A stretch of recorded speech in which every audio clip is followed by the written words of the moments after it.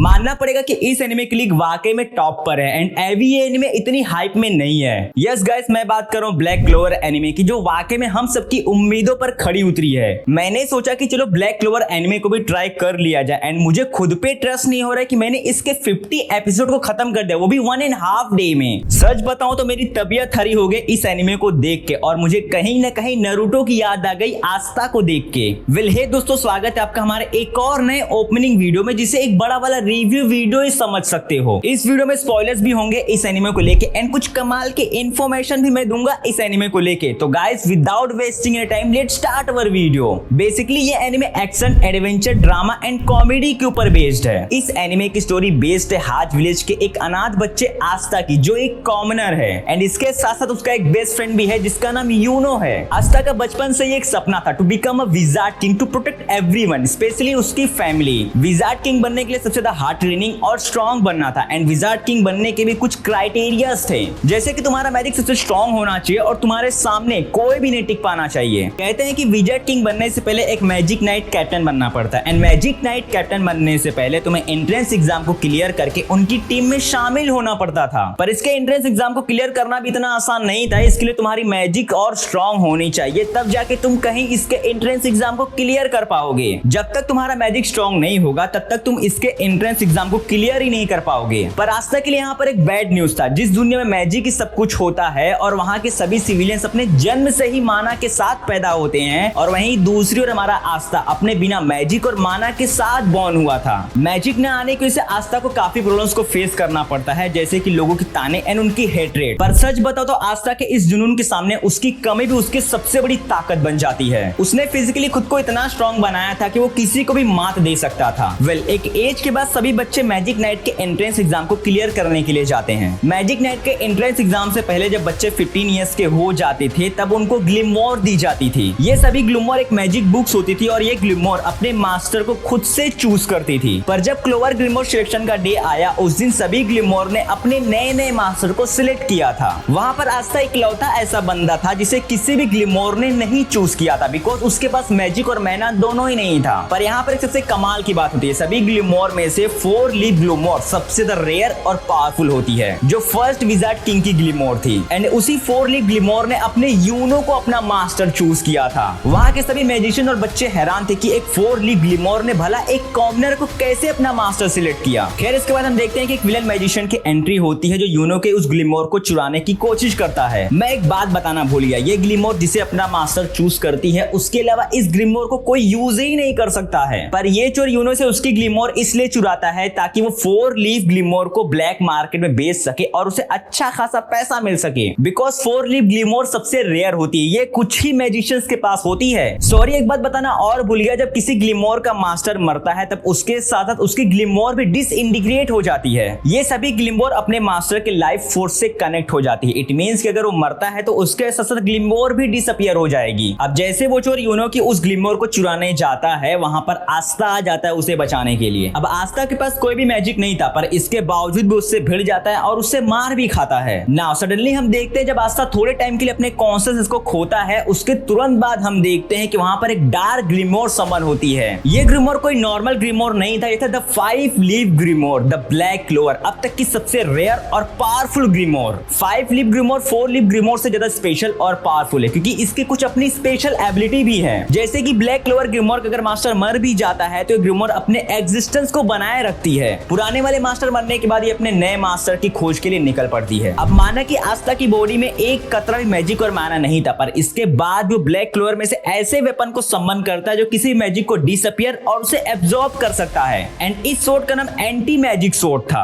अब आस्था के अलावा कोई दूसरा मैजिशियन इस वेपन को होल्ड ही नहीं कर सकता है, क्योंकि ये किसी मैजिशियन की पावर्स को एब्जॉर्ब कर लेता है उसके होल्ड करते ही। देखा, मैंने पहले ही कहा था ना कि आस्था की सबसे बड़ी कमजोरी उसकी सबसे बड़ी ताकत बनेगी। अब आस्था खुद को और भी ज्यादा ट्रेन करता है और खुद को और भी ज्यादा ताकतवर बनाता है। काफी प्रॉब्लम्स को फेस करने के बाद आखिरकार आस्था का सिलेक्शन मैजिक नाइट में हो ही जाता है। मैजिक नाइट मेंबर बनने के बाद आस्था का ऐसे ऐसे पावरफुल मैजिशियन का सामना होता है जिसका एक मैजिक नाइट कैप्टन भी नहीं कर सकता था। आगे जाके आस्था ब्लैक क्लोवर के अंदर से एक और सोर्ड को समन करता है एंड इस सोर्ड का नाम demon dweller and demon destroyer sword था। ये सोर्ड किसी मैजिक को डिफ्लेक्ट कर सकती है और उसे एब्जॉर्ब करके शेयर भी कर सकती है। इट मींस कि किसी मैजिशियन की एबिलिटी को एब्जॉर्ब करके एक एक शेयरिंग की तरह अपने एनिमी पर अटैक कर सकता है। वैसे तो आगे जाके आस्था ब्लैक क्लोवर में से कुछ और वेपन्स को सम्मन करता है। अब उसके पास टोटल 4 वेपन्स आ चुके थे। वैसे तो आस्था के पास टोटल 4 सोर्ड्स हैं, पर मैंने उतने एपिसोड्स को क्लियर नहीं किया है। हाँ, मुझे ड्वेलर और स्लेयर सोर्ड्स के बारे में पता है। बाकी के जो 2 सोर्ड्स हैं वो एक कटाना और एक डिस्ट्रॉयर सोर्ड है। स्टोरी के स्टार्ट में हमें थोड़ा सा ये बताया जाता है कि ब्लैक क्लोवर एक डीमन की बुक है एंड आस्था उसी बुक की पावर से पजेस है। वेल, ब्लैक क्लोवर का असली मास्टर पतोली है जो आई ऑफ द मिडनाइट सन का लीडर भी है। वैसे तो आगे की स्टोरीज के बारे में मुझे पता नहीं है, पर उसके ऊपर भी एक वीडियो जरूर आ जाएगी। अब आगे जाके आस्था और उसकी टीम मेंबर का सामना आई ऑफ द मिडनाइट सन से होता है, जिसकी टीम का एक मेंबर एक कैप्टन से भी ज्यादा स्ट्रॉन्ग और पावरफुल होता है। अब ये eye of the midnight sun का एक ही मिशन होता है, to destroy clover kingdom and kill all humanity. अब विजार्ड किंग और आस्था एंड बाकी की टीम कैसे eye of the midnight sun को रोकती है, ये जानने के लिए आपको इस एनिमे को देखना पड़ेगा। ये एक ओपनिंग वीडियो है, इतनी ही जानकारी दे पाऊंगा आपको। सो दोस्तों, आज के लिए इतना ही। मिलते हैं अपने नेक्स्ट वीडियो में। अगर वीडियो पसंद आई हो तो वीडियो को लाइक एंड चैनल को सब्सक्राइब भी कर लेना एंड बेल नोटिफिकेशन को भी ऑन कर लेना, ताकि आने वाली वीडियो का नोटिफिकेशन आपको सबसे पहले मिल जाए।